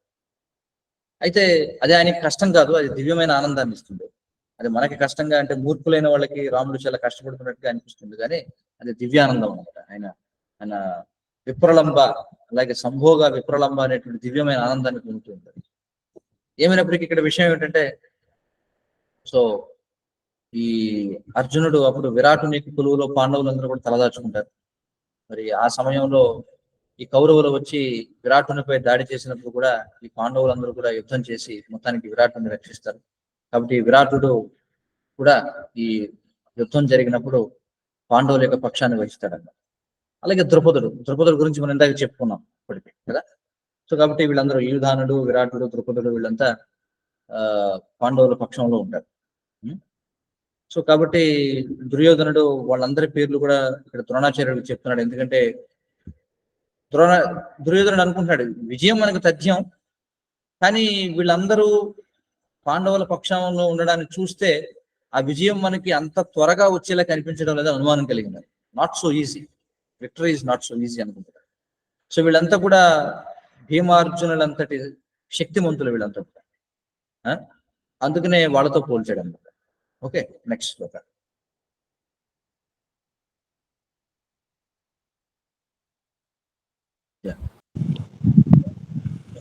దృష్టకేతుః. సో ఇవన్నీ కూడా మనం చూస్తే పర్సనాలిటీస్ పేర్లు, పాండవుల పక్షంలో ఉన్న వాళ్ళ పేర్లు. దృష్టకేతుః, చేకితానః, చేకితానః చేకితానః కాశీరాజः ఆసీరాజः ఆసీరాజः చ చ చ వీర్యవాన్ వీర్యవాన్ వీర్యవాన్ పురుజిత్ పురుజిత్ పురుజిత్ కుంతిభోజः కుంతిభోజः కుంతిభోజः చ చ చ శైబ్యः శైబ్యः శైబ్యః చ చ చ నరపుంగవः. నరపుంగవః ఓకే. దృష్టకేతుశ్చేకితానః దృష్టకేతు చేకితానః దృష్టకేతుశ్చేకితానః దృష్టకేతుశ్చేకితానః కాశీరాజశ్చ వీర్యవాన్ కాశీరాజశ్చ వీర్యవాన్ కాశీరాజశ్చ వీర్యవాన్ కాశీరాజశ్చ వీర్యవాన్ పురుజిత్ కుంతిభోజశ్చ పురుజిత్ కుంతిభోజశ్చ పురుజిత్ కుంతిభోజశ్చ పురుజిత్ కుంతిభోజశ్చ శైబ్యశ్చ నరపుంగవః శైబ్యశ్చ నరపుంగవః శైబ్యశ్చ నరపుంగవః శైబ్యశ్చ నరపుంగవః దృష్టకేతుశ్చేకితానః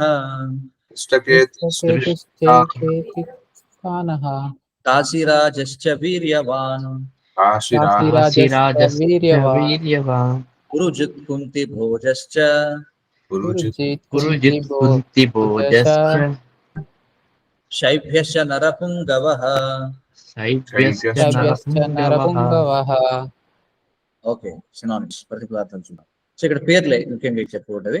దృష్టకేతు అంటే దృష్టకేతు, చేకితానః అంటే చేకితాన, కాశీరాజ అంటే కాశీరాజు, చ అంటే మరియు అక్కడ కూడా, వీర్యవాన్ వెరీ పవర్ఫుల్, పురుజిత్ అంటే పురుజిత్, కుంతిభోజ అంటే కుంతిభోజుడు, శైబ్య అంటే శైబ్యుడు, అలాగే నరపుంగవ అంటే శైబ్య ఇస్ కాల్డ్ ఎస్ నర్ అంటే అతడు హీరో ఇన్ హ్యూమన్ సొసైటీ అంటే. పుంగవ అంటే ద బెస్ట్ అని అర్థం, హీరో అని అర్థం.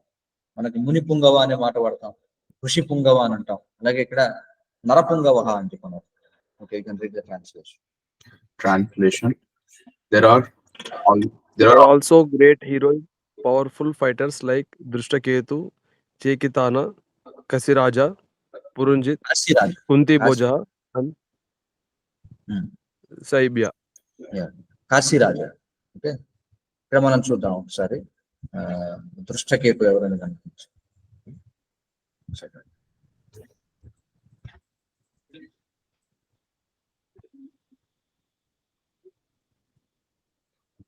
సో ఈ దృష్టకేతు అనేటువంటి వ్యక్తి ఇతను చేది రాజ్యానికి రాజు అన్నమాట.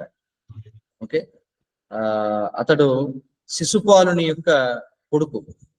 ఈ ఎవరు ఈ దృష్టకేతు అతడు చేది రాజ్యం అంటే మనకి ఇప్పుడు ఏదైతే బెంగాల్ ప్రాంతం ఉందో ఆ దిక్కున ఉన్నటువంటి ఒక రాజ్యం అది ఆ రోజుల్లో చేది రాజ్యం అని చెప్పనేవారు. మరి అతడు పాండవుల పక్షాన్ని పోరాడాడు అతడు. అయితే అతడు శిశుపాలుని యొక్క కొడుకు అన్నమాట. మరి ఈ చేది రాజ్యానికి సుక్తిమతి అనేటువంటిది ఆ రోజుల్లో రాజధానిగా ఉండేది. ఓకే, సో ఆ దృష్టకేతు కూడా పాండవుల పక్షానే పోరాడాడు. మనకు తెలిసిందే ఈ శిశుపాలుని కృష్ణుడు వధిస్తాడు, తెలుసు కదా. సో కృష్ణుడు శిశుపాలుని వధించి అతని యొక్క పుత్రుడైనటువంటి దృష్టకేతుని రాజ్యానికి రాజుగా చేస్తాడన్నమాట. సో అందుకని ఆ దృష్టకేతు కూడా పాండవుల పక్షాన్ని పోరాడాడు. ఇక చేకితాన అతని గురించి చూద్దాం. చేకితాన. సో ఈ చేకితాన అంటే ఇతడు కూడా చేది రాజ్యానికి చెందినటువంటి ఒక సూర్య వంశపు రాజు. ఇతడు పాండవులతో చేరినటువంటి కేకయులు అనేటువంటి వాళ్ళు ఎవరైతే ఉన్నారో ఈ కేకయుల యొక్క రాజ్యం. మరి కేకయులు అంటే మనకు తెలిసిందే, ఎవరు తెలుసా? కేకయులు అంటే మనకి రష్యా ప్రాంతానికి చెందినటువంటి వాళ్ళు అనమాట. కైకేయి తెలుసు కదా రామాయణంలో, కైకేయి. సో ఈ కైకేయి కేకయ రాజ్యానికి చెందినటువంటి. ఈ కేకయ రాజ్యం ఎక్కడుంటుందంటే ప్రస్తుతం ఏదైతే మనకి రష్యా ప్రాంతం ఉందో అంటే యుఎస్ఎస్ఆర్, యునైటెడ్ సోవియట్ రష్యా అనేది పూర్వం ఏదైతే ఉందో అంటే ఇప్పుడున్నటువంటి ఉజ్బెకిస్తాన్, తజికిస్తాన్, ఈ ప్రాంతాలు ఏవైతే ఉన్నాయో కిర్గిస్తాన్ ఇవన్నీ ఉన్నాయి, కిర్గిస్తాన్ ఉన్నాయి కదా, ఈ ప్రాంతానికి చెందినటువంటి రాజ్యానికి చెందినటువంటి ఎవరంటే అలాగే అతడు దృష్టకేతు యొక్క పుత్రుడు చూడండి చేకితాను, అతడు ఆ దేశాన్ని పాలించాడు. అలాగే శిశుపాలునికి మనుముడు అన్నమాట చేకితాను. అలాగే అతనికి శైభ్వ అనేటువంటి ఒక సోదరుడు ఉండేవాడు. ఇవన్నీ విషయాలు కూడా మనకి చెప్పబడ్డాయి. చేకితానుడు మొత్తానికి దుర్యోధనుడి చేత చంపబడతాడు ఈ కురుక్షేత్ర యుద్ధం సమయంలో. అలాగే కాశీరాజా అంటే మనకి ఏదైతే కాశీ రాజ్యం ఉందో వారణాసి, ఆ వారణాసికి చెందినటువంటి రాజు అతను. ఈ కాశీరాజు యొక్క చూడండి, కాశీరాజు వేరే వేరే వ్యక్తులు కాశీరాజులుగా ఉండొచ్చు, కానీ అక్కడ అదంతా కూడా ఒక వంశం పాలిస్తుంది కాశీ ప్రాంతాన్ని. కానీ ఎవరు పాలించినా సరే వాళ్ళ పర్సనల్ పేరు కంటే కూడా కాశీరాజు అనే చెప్పుకుంటారు. ఈ కాశీరాజు యొక్క కుమార్తెలే అంబా, అంబిక అనేటువంటి వాళ్ళు. మరి భీష్ముడు ఏం చేస్తాడంటే ఈ చిత్రాంగదుడు, విచిత్ర వీరుడు అనే ఇద్దరు ఉన్నారు కదా, అందులో చిత్రాంగుడు మరణించిన తర్వాత ఈ శంతను మహారాజు యొక్క పుత్రులు అనమాట వీళ్ళిద్దరు కూడా.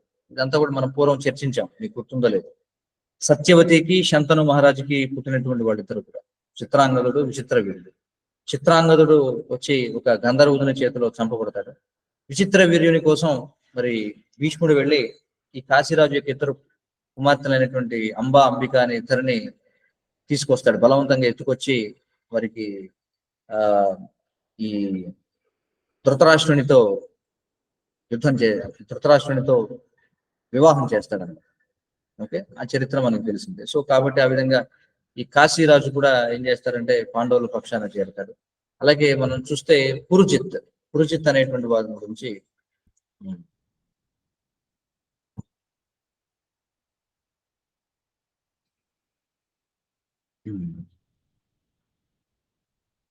ఈ పురుజిత్ అనే అతను కుంతి భోజుని యొక్క పుత్రుడు. మనం చూడండి, ఈ కుంతి భోజుని గురించి కూడా మనం చెప్పుకున్నాం ఇక్కడ, ఇందులో ఇచ్చారు కదా కుంతి భోజ. ఈ కుంతి భోజ ఎవరంటే కుంతిదేవి యొక్క సోదరుడు అన్నమాట.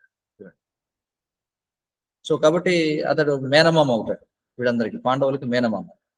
సో కాబట్టి ఈ కుంతి భోజుని యొక్క పుత్రుడి పేరే పురుజిత్. ఓకే, సో కాబట్టి ఆ విధంగా వాళ్ళకి చాలా దగ్గర సంబంధం ఉంది. సో అంతే కదా, మరి మేనమామ దగ్గర సంబంధం ఉండడంతో అతడు కూడా వచ్చి ఈ యుద్ధంలో పాల్గొన్నాడు. ఇక తర్వాత శైభ్య గురించి మనం చూస్తే, ఈ శైభ్యుడు వచ్చేసి అతడి గురించి మనకి ఏం చెప్పబడిందంటే, ఈ శైభ్యుడు నరపుంగవ అని చెప్పబడ్డాడు. ఇక్కడ చాలా గొప్ప శక్తివంతమైనటువంటి వాడిగా చెప్పబడ్డాడు. ఎందుకనంటే ఈ శైభ్యుడి గురించి యాక్చువల్గా మనకి మహాభారతంలో ఎన్నో చోట్ల చెప్పబడింది ఈ శైభ్యుని గురించి. ఇతడు శిబి యొక్క వంశానికి చెందినటువంటి వాడిగా కూడా చెప్పడం జరిగింది అన్నమాట మనకి. సో ఇట్లా మొత్తానికి వీళ్ళందరూ కూడా పాండవుల పక్షాన పోరాడడం జరిగింది. ఓకే, తర్వాత నెక్స్ట్ శ్లోక.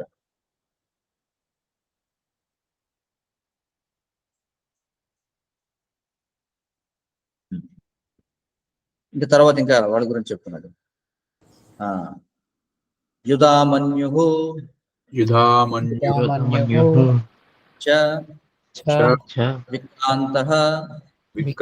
విక్రాంతః ఉత్తమౌజః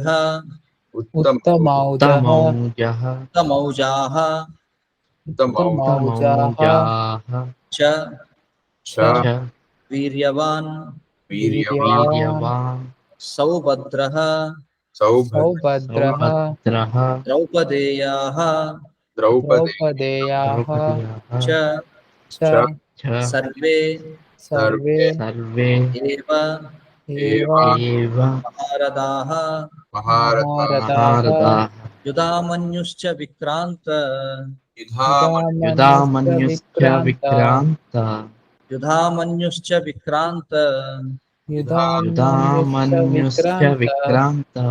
ఉత్తమౌజశ్చ వీర్యవాన్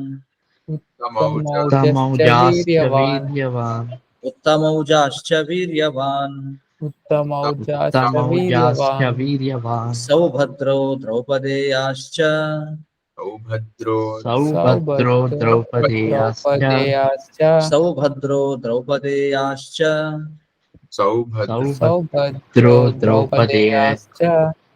సర్వ ఏవ మహారథాః సర్వ సర్వ ఏవ మహారథః సర్వ ఏవ మహారథాః సర్వ సర్వ ఏవ ఏవ మహారథా యుధామన్యుశ్చ విక్రాంత యుధామన్యుశ్చ విక్రాంత ఉత్తమౌజాశ్చ వీర్యవాన్ ఉత్తమౌజాశ్చ వీర్యవాన్ సౌభద్రో ద్రౌపదేయాశ్చ సౌభద్రో సౌభద్రో ద్రౌపదేయాశ్చ సర్వ ఏవ మహారథాః. సర్వ ఏవ మహారథః.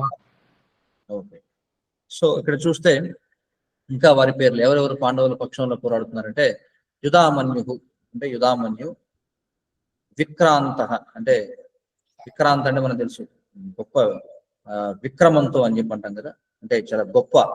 ఉత్తమౌజ ఉత్తమౌజ, అలాగే వీర్యవాన్ చాలా శక్తివంతమైనటువంటి. సౌభద్ర అంటే సుభద్రాపుత్రుడు, సుభద్రాపుత్రుడు అంటే అభిమన్యుడు అనమాట. ఓకే, ద్రౌపదేయ అంటే ఉప పాండవులు అని చెప్పుకుంటారు, ద్రౌపది యొక్క ఇతర పుత్రుడు. సో వీళ్ళంతా కూడా మరియు సర్వే అంటే వీళ్ళంతా కూడా ఖచ్చితంగా ఏవ అంటే సర్టైన్లీ మహారథాః చాలా గొప్ప యోధులు వీళ్ళంతా కూడా. ఇంకా ఎవరెవరు ఉన్నారట పాండవుల పక్షంలో అంటే there are mighty Yudhamanyu, the very powerful Uttamauja, the son of Subhadra. Okay, Uttamauja and the son of Subhadra and the sons of Draupadi, వీళ్ళంతా కూడా గొప్ప మహారథులు అని చెప్పి చెప్పుకుంటారు. సో వీళ్ళ గురించి మనం చూద్దాం, ఈ క్యారెక్టర్స్ ఎవరైన దాని గురించి. ఓకే, యుధామన్యు. సో యుధామన్యు ఇతడు ఈ పాంచాల రాకుమారుడిగా చెప్పబడ్డాడు. పాండవులకి అతడు సపోర్ట్ చేయడం జరిగింది. ఈ పాంచాల రాజు అయినటువంటి ద్రౌపదుని యొక్క పుత్రునిగా కూడా చెప్పారు ఇతని గురించి. ఓకే, అలాగే ఇతను ఉత్తమౌజ అనేటువంటి వాని యొక్క సోదరుడు.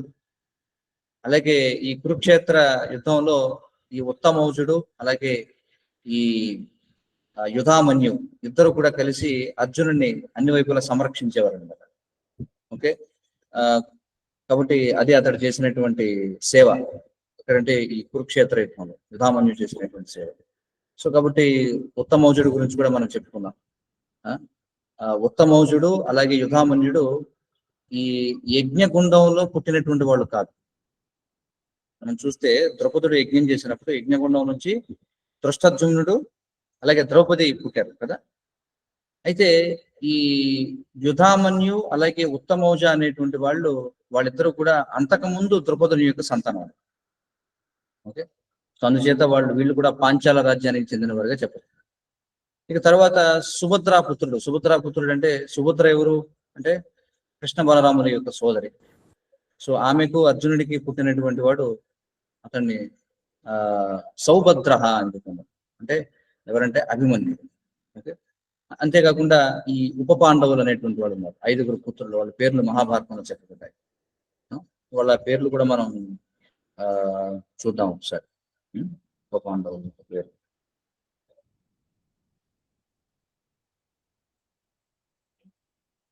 సో వాళ్ళ పేర్లు ఏమిటంటే ప్రతివింధ్య, సుతసోమ, శృతకర్మ, శతానిక, శృతసేన అనేటువంటి వాళ్ళు ఉప పాండవులు అనమాట. అంటే ద్రౌపదికి యుధిష్ఠిరునికి పుట్టిన వాడి పేరు ప్రతివింధ్యుడు, భీముడికి ద్రౌపదికి పుట్టిన వాడి పేరు సుతసోమ, అర్జునుడికి ద్రౌపదికి పుట్టినటువంటి వాడు శృతకర్మ, నకులుడికి ద్రౌపదికి పుట్టినటువంటి వాడు శతానీక, అలాగే సహదేవునికి ద్రౌపదికి పుట్టినటువంటి వాడు అతడి పేరు వచ్చేసి శృతసేన. చూడండి, ఈ 5గురు కూడా ఉప పాండవులు అనమాట. వాళ్ళనే ఇక్కడ ఏమన్నారంటే ద్రౌపదేయాహ అని చెప్తున్నారు, అంటే ద్రౌపది యొక్క పుత్రులు అని చెప్పి. అలాగే ఇక్కడ మనకు చూస్తే మహారథ అనేటువంటి మాట వాడడం జరిగింది. సాధారణంగా మనం చూస్తుంటాం మన తెలుగు ప్రాంతంలో ఎక్కడ పడితే అక్కడ అతిరథ మహారథులు అని చెప్పి చెప్తుంటారు. అంటే ఎవరికి పడితే వాళ్ళకి చివరికి క్రైస్తవులు కూడా ఈ మాట వాడేస్తూ ఉంటారు. కానీ వాస్తవంగా అసలు మహారథి అంటే ఎవరు? చూడండి, మన బ్యానర్లు పెడుతుంటారు, చూస్తుంటాం కదా, రాజకీయ బ్యానర్లు అవి కట్టినప్పుడు అతిరథ మహారథులందరికీ స్వాగతం అని చెప్పి. కానీ అది ఏదో ఊరికే చౌకగా వాడేసే పదం కాదన్నమాట.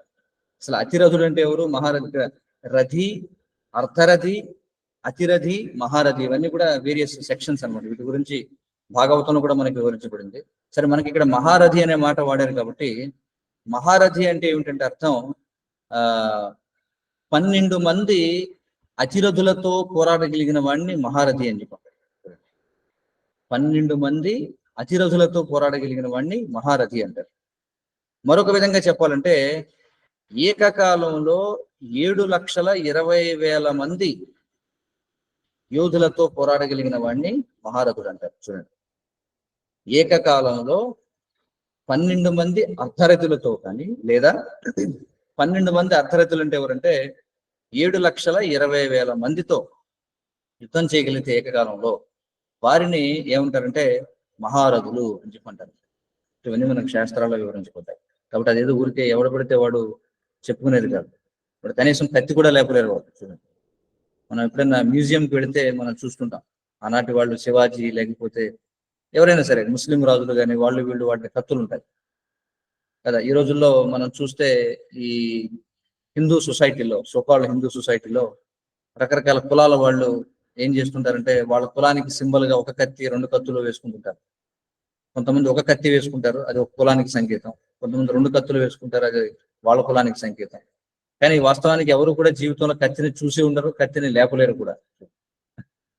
సో అందుకే కలియుగం అనేది it's an age of hypocrisy అనమాట.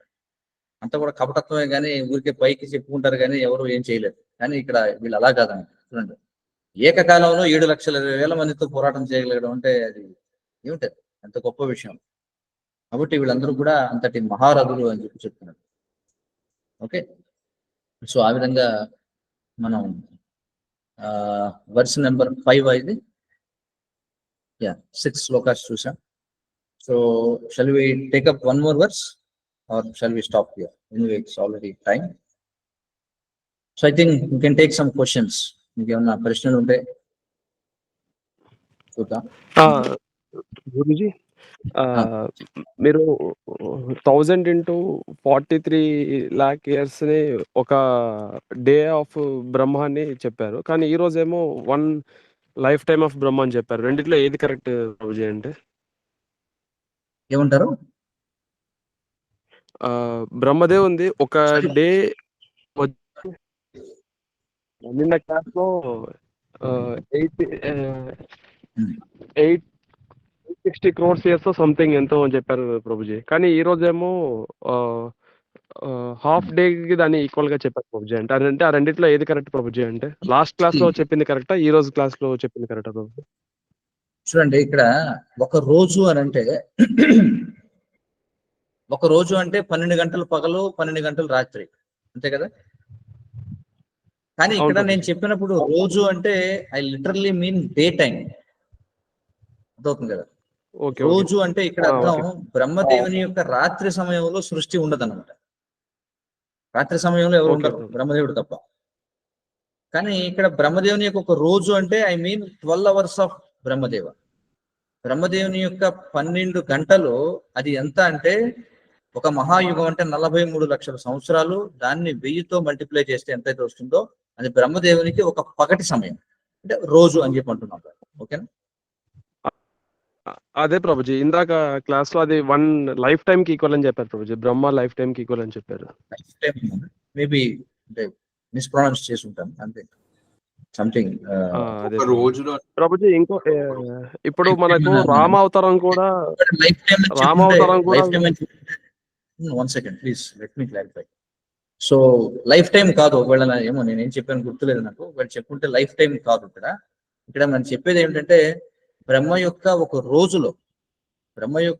రోజుకి 14 మంది మనువులు ఉంటారు. ఒక్కొక్క మనువు యొక్క కాలం ఏమిటంటే 71 మహాయుగాలు. ఓకే, ఒక మహాయుగము అంటే 43 లక్షల సంవత్సరాలు. ఒక్కొక్క మనువు యొక్క కాలం 43 లక్షలు ఇంటూ 71. ఓకే, అలాంటి వాళ్ళు 14 మంది మనువులు ఉంటారు బ్రహ్మ యొక్క ఒక పగటి సమయంలో. రాత్రి సమయంలో సృష్టి అనేది ఉండదు. సో లైఫ్ టైం కాదు, అది ఒక పగటి సమయం. Then next. ఓకే ప్రభుజీ. ఇప్పుడు మనకు రామావతారం కూడా స్వయం భగవానుడిగా వచ్చిన అవతారం అని చెప్తారు ప్రభుజీ. సేమ్ యాజ్ కృష్ణ అవతారం. కానీ రామావతారం కూడా ఇదే వైవస్వత మన్వంతరంలో 24వ మహాయుగంలో జరిగిందని వాల్మీకి రామాయణం చెప్తుంది ప్రభుజీ. మరి అది ఎలా ప్రభుజీ? అంటే ఇప్పుడు మనకు నిన్న క్లాస్‌లోనేమో బ్రహ్మదేవుని ఒక రోజులో మాత్రమే భగవంతుడు అవతరిస్తాడు అని ఉంది. కానీ ఇక్కడ 2 సార్లు ఎలా వచ్చాడు ప్రభుజీ అంటే? అది కృష్ణుడిగా. Okay, okay. ఇక్కడ స్పష్టంగా అర్థం చేసుకోండి. కృష్ణుడిగా వచ్చేది బ్రహ్మ యొక్క ఒక రోజులో ఒకసారి. వాస్తవానికి ప్రతి క్షణం భగవంతునికి అవతారాలు వస్తూనే ఉంటాయి. భగవంతునికి అవతారాలు చాలా రకాలుగా ఉంటాయి. మొట్టమొదట పురుష అవతారాలు అని చెప్పి అంటాం. అంటే కారణోదక సాయి విష్ణు, గర్భోదక సాయి విష్ణు, క్షీరోదక సాయి విష్ణు ముగ్గురిని పురుష అవతారాలు అంటారు. తర్వాత గుణావతారాలు అంటే బ్రహ్మ విష్ణు మహేశ్వరులు అక్కడ మళ్ళీ గుణావతారాలుగా చెప్పబడతాయి. అవి కాకుండా యుగావతారాలు ఉన్నాయి. యుగానికి ఒకసారి వచ్చే అవతారాలు ఉన్నాయి. అలాగే లీలా అవతారాలు ఉన్నాయి. అవి కాకుండా మన్వంతర అవతారాలు ఉన్నాయి. మన్వంతర అవతారాలు అంటే ఒక్కొక్క మనువు సమయంలో వచ్చేటువంటి అవతారాలు ఉన్నాయి. అవి కాకుండా మళ్ళీ మనకి శక్తి ఆవేశ అవతారాలు అనేటువంటివి ఉన్నాయి. ఇలా చాలా రకాల అవతారాలు ఉన్నాయి. ఒక విధంగా చూస్తే ఎప్పుడు భగవంతునికి అవతారం జరుగుతూనే ఉంటుందని చెప్పుకోవాలి విధంగా. కానీ ఇక్కడ చెప్పేది ఏంటంటే బ్రహ్మ యొక్క ఒక రోజులో ఒక్కసారి మాత్రమే కృష్ణుడు స్వయంగా దిగి వస్తాడు. అది ఇక్కడ పాయింట్. కానీ మిగతా అవతారాలు చాలా జరుగుతూ ఉంటాయి. ప్రభుజీ ఇప్పుడు మనకి భారతంలో ఏం చెప్పబడిందంటే ఎంతో కొన్ని క్రోర్స్ ఆఫ్ పీపుల్ అక్కడ కురుక్షేత్రంలో యుద్ధం చేశారని చెప్పబడింది ప్రభుజీ. మరి అంత జనాభా అంత తక్కువ ప్లేస్ లో ఎలాగా ఫిట్ అవ్వగలుగుతారు ప్రభుజీ? అంటే ఈ రోజు మనం చూసుకున్నట్టయితే కురుక్షేత్రం అనేది 5000 సంవత్సరాల క్రితం ఉన్నటువంటి భూమండలం వేరు, ఇప్పుడు ఉన్నటువంటి భూమండలం వేరు. ఫర్ ఎగ్జాంపుల్ 5000 సంవత్సరాల క్రితం ఇప్పుడు ఏదైతే చూడండి 5000 సంవత్సరాల క్రితం వాళ్ళు వెళ్ళగలిగినటువంటి ప్రదేశాలు ఏవైతే ఉన్నాయో ఇప్పుడు అవి మనకి ఎక్కడున్నాయో కూడా తెలియదు. అర్థమవుతుంది కదా? అప్పుడు ఈ భూమండలంలో ఉన్నటువంటి ఇతర ద్వీపాలు ఏవైతే ఉన్నాయి, 9 ఇతర ఖండాలు, భరత వర్షం లాగా ఇలావర్త వర్షం, అలాగే కింపురుష వర్షం ఏవైతే ఉన్నాయో వాటిలోకి కూడా వీళ్ళు వెళ్ళగలిగేవారు. అంటే 5000 సంవత్సరాల క్రితం పరీక్షిత్ మహారాజు సమస్త భూమండలాన్ని పాలించాడంటే ఈ 9 వర్షాలను కూడా పాలించాడు. కానీ ఇప్పుడు మనం ఉన్న భరత వర్షం తప్ప, అది కూడా ఈ భరత వర్షంలో కూడా మళ్ళీ అనేక లిమిటేషన్స్. ఇప్పుడు మనం భారతదేశాన్ని దాటి బయటకు వెళ్ళాం. అది మన పరిస్థితి. కానీ 5000 సంవత్సరాల క్రితం ఉన్నటువంటి పరిస్థితి వేరు. సో కాబట్టి దాన్ని మనం ఊహించుకోలేము అనమాట. ఆనాటి మనుషులు ఎలా ఉండేవారు, ఆనాటి పరిస్థితులు ఎలా ఉండేవారు. ఓకే, ఇట్ డజంట్ అంటే you cannot understand through logic. ఎందుకంటే ఇప్పుడు we're in Kaliyuga we're very limited. 18 అక్షౌహిణుల సైన్యం అని చెప్పి చెప్పబడింది.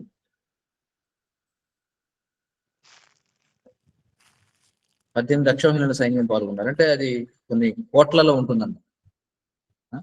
సుమారుగా మనకి 64 కోట్లుగా లెక్క వస్తుంది. అవి కాకుండా జంతువులు, పశువులు ఇవన్నీ చాలా ఉన్నాయి అందులో పాల్గొన్నారు. ఓకే, వేరే ఎవరికైనా ప్రశ్నలు ఉన్నాయి? Okay then. So Krishna willing, we will meet next weekend again. So until then, please chant Hare Krishna.